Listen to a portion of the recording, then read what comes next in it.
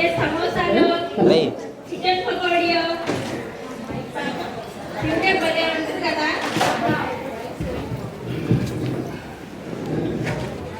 లేదా కాఫీనో టీనో తాగితే చాలా బాగుంటుంది. కానీ చేసేవాళ్ళు ఎవరున్నారు? ఏది మా పని మనిషి ఏమో టైంకి రాదు. ఎన్నిసార్లు చెప్పినా అంతే, ఈ అమ్మాయి టైంకే రాదు.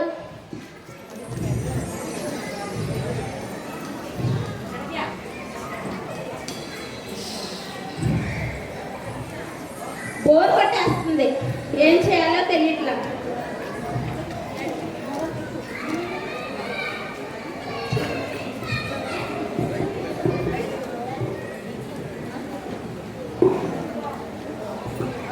చాలా బోర్గా ఉంది, కాసేపు టీవీ అన్నా చూద్దాం.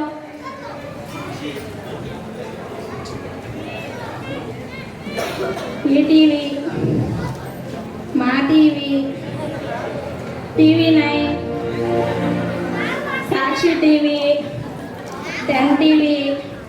అబ్బాబ్బా, ఏ ఛానల్ చూసినా హత్యలు, అత్యాచారాలు, మానభంగాలు, తల్లిని పిల్లని కొట్టింది, పిల్ల తండ్రిని కొట్టాడు, ఏనమ్మా ఎక్కడ చూసినా ఇవే. బాబోయ్, ఈ లోకం చాలా భయంకరంగా ఉందనుకో.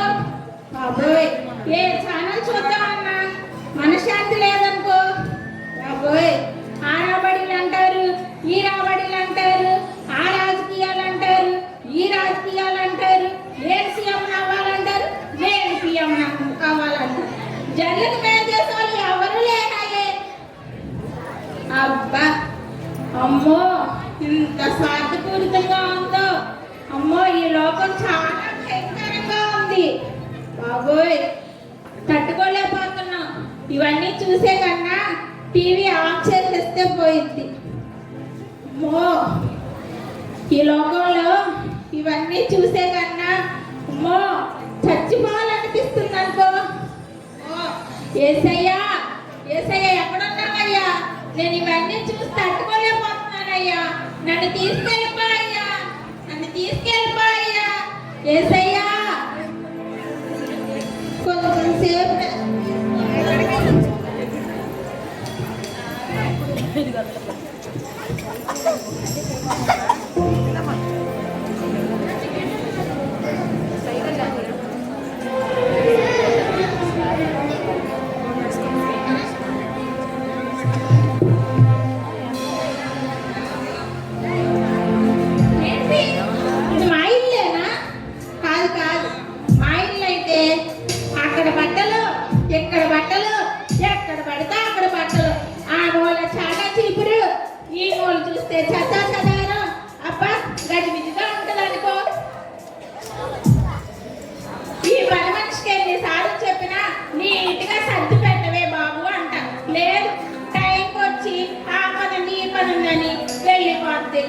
సర్ది పెట్టదు.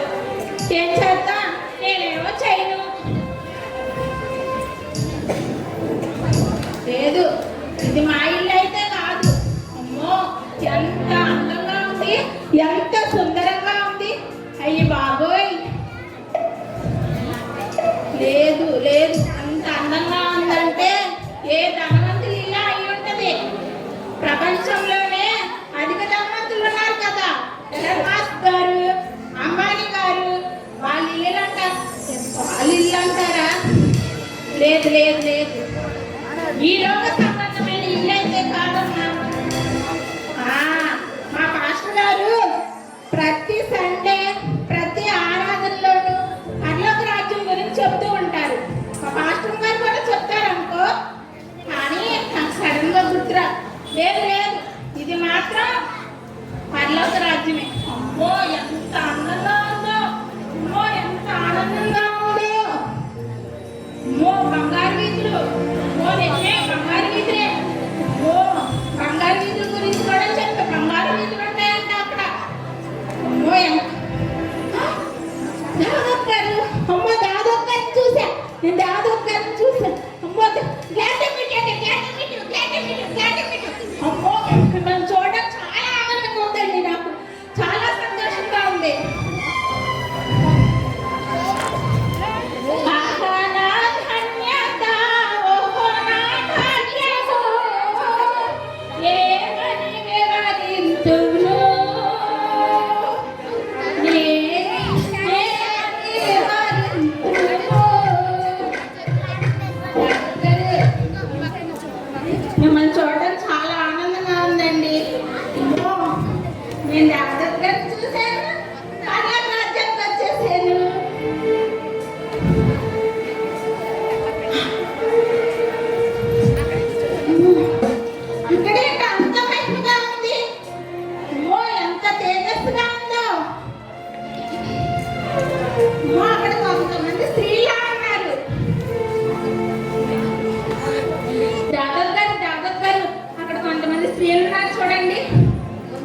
అమ్మో, వాళ్ళ శిరసుల మీద రత్నాలు, పగడాలు, అమ్మో, ముత్యాలు, వజ్రాలు, అమ్మో, వీటన్నిటితో అమర్చబడిన అమ్మో బంగారు కిరీటాలు ఉన్నాయండి.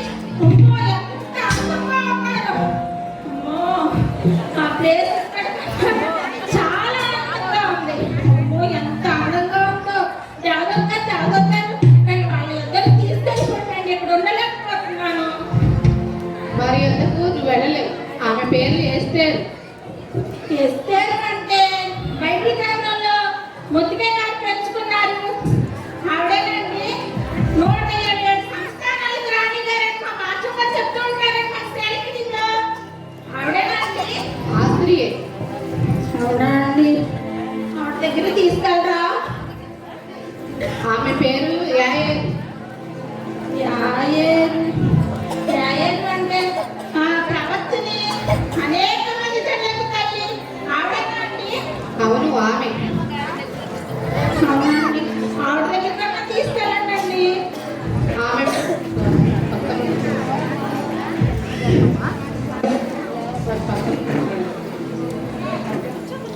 ఆమె ఎందుకు నువ్వు వెళ్ళలేవు? ఆమె పేరు దెబోరా. దెబోరా అండి. దెబోరా అంటే అనేక మంది జనాంగాన్ని, యాయేలు కదండి, అనేక మంది శత్రు జనాంగాన్ని సంహరించింది. దెబోరా అంటే మాత్రం అనేక మంది తల్లికే తల్లి. అవును కదండి. అంటే యాయేలేమో శత్రు సైన్యాన్ని జయించింది. రాజుగారిని తల మీద చుట్టుపెట్టి పట్టింది. ఆవిడేనా అండి? అవును, ఆమె. ఆ చెప్పన్నారండి. ఒక ముసలావిడ కనీసం ఆవిడ దగ్గర తీసుకెళ్ళండి.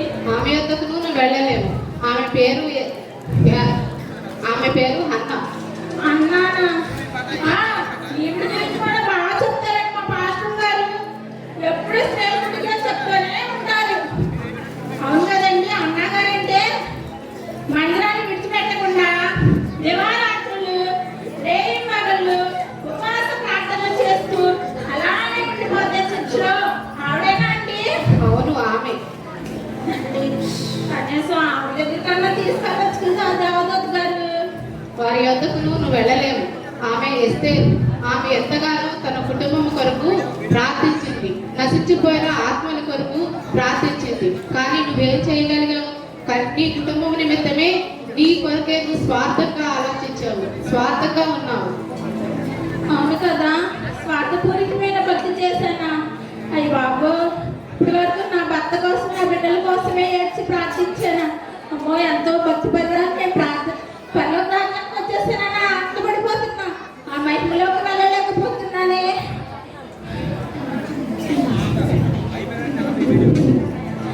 కనీసం ఆ ప్రకటన ఆవిడ దగ్గర కన్నా తీసుకెళ్ళండి. ఆమె యొద్దకు నువ్వు వెళ్ళలేవు. ఆమె దెబోరా.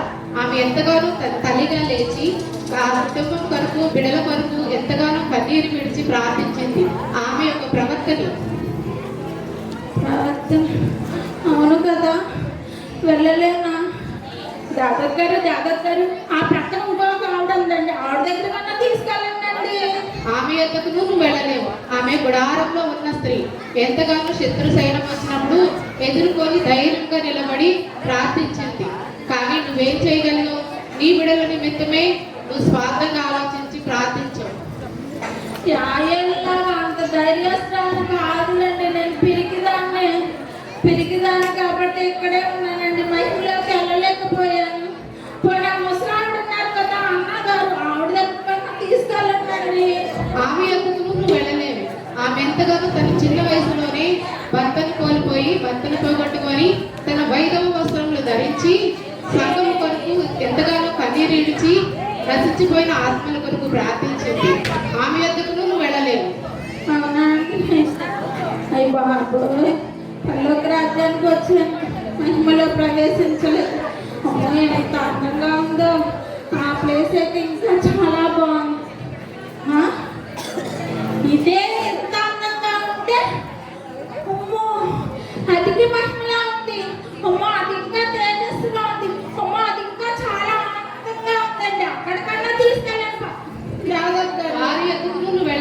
వారెవరో తెలుసా? అకుల్ల ప్రిస్కిల్ల. వారెంతగానో సంఘం కొరకు సేవకుల కొరకు ప్రాణం పెట్టిన వారు. వారి వద్దకు నువ్వు వెళ్ళలేవు.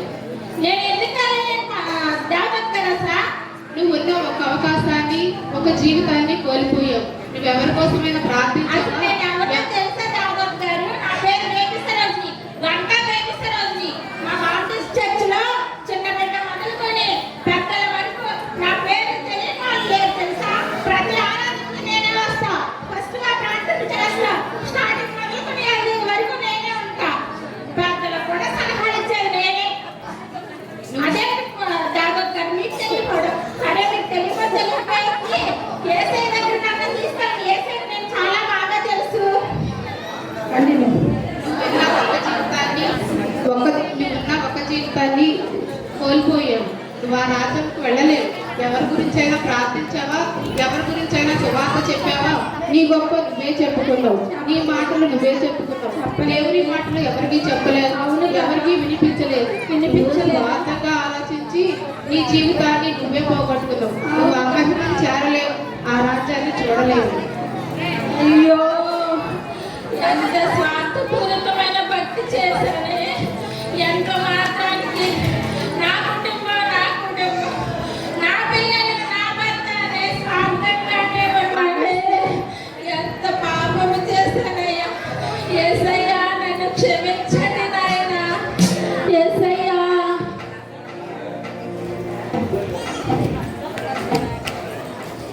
యేసయ్యా నన్ను క్షమించండి అయ్యా. జ్ఞాపకం చేసుకోనండి దేవా, నన్ను జ్ఞాపకం చేసుకోనండి దేవా. యేసయ్యా నా పాపాలు క్షమించండి అయ్యా, నా దోషాలు క్షమించండి అయ్యా, నా అతిక్రమాలు దూరపరచండి నాయన. పుట్టింది మొదలుకొని ఈ క్షణం వరకు నేను పాపినే బ్రహ్మ. అందుకే పరలోక రాజ్యానికి వెళ్ళి కూడా ఆ మహిమలో ప్రవేశించలేకపోయానయ్యా. ఎంత దౌర్భాగ్య స్థితిలో ఉన్నానయ్యా. నన్ను క్షమించండి దేవా. యేసయ్యా నన్ను క్షమించండి నాయన.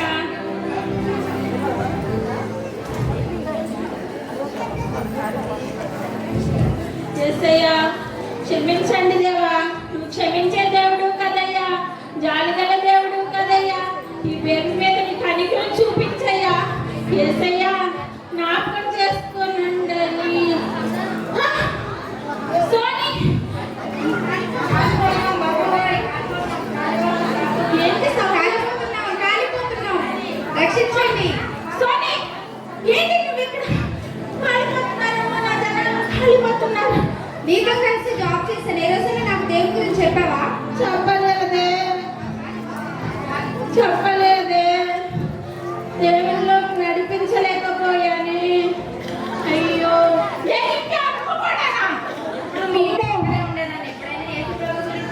చెప్పలేదే. దేవుడి గురించి నేను చెప్పలేకపోయాని, దేవుళ్ళలోకి నడిపించలేకపోయాని. మీరు ఇలా రావడానికి నేనే కారణమే. కాలిపోతున్నారే వాణి, నువ్వు కూడా ఏంటి ఇక్కడ? నువ్వు కూడా షికారికి సినిమాలకి అని చెప్పావు. ఎప్పుడన్నా దేవుడి గురించి చెప్తే నేను అక్కడలో ఉండేవాళ్ళం కాదు కదా. చెప్పలేదే. ఇదంతా నా పాపమే. నేను చెప్పలేకపోయానే. జ్యోత్స్న, అమ్మో నా బెస్ట్ ఫ్రెండ్. అమ్మో ఇది కూడా ఇక్కడ. అమ్మో నా బెస్ట్ ఫ్రెండ్ నువ్వు. అమ్మో కాలిపోతున్నావే. బెస్ట్ ఫ్రెండ్ అని అతను ఎప్పుడైనా దేవుడి గురించి చెప్పావా? చెప్పలేదే. నేను చెప్పలేదండి. అవునవునండి, నేను చెప్పలేదండి. అసలు చెప్పలేదండి. అబ్బోయ్యా, అమ్మో నా కొలిక్కివే. నాకు అక్కడే ఉన్నావు కదే. నీతోనే చెప్పుకుంటావు. షాపింగ్ లాగా నీతోనే అమ్మో నేను చెప్పలేకపోయాను. ఇది నా పాపమేనే. మీరందరూ కాలిపోవడానికి నా పాపమేనే. మీరందరూ నశించిపోవడానికి నా పాపమేనే. అవునే, పాపమేనే. నేను చేసిన దోషాలే. యేసయ్యా, యేసయ్యా నన్ను జ్ఞాపకం చేసుకో బాబు. ఎంత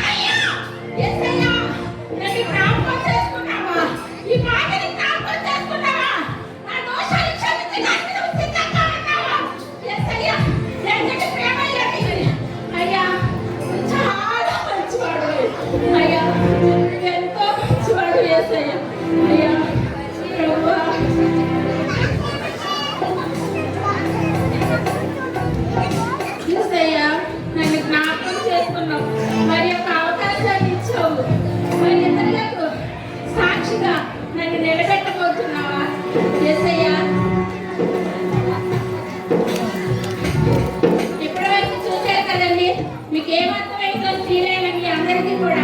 నాకైతే తెలియదు కానీ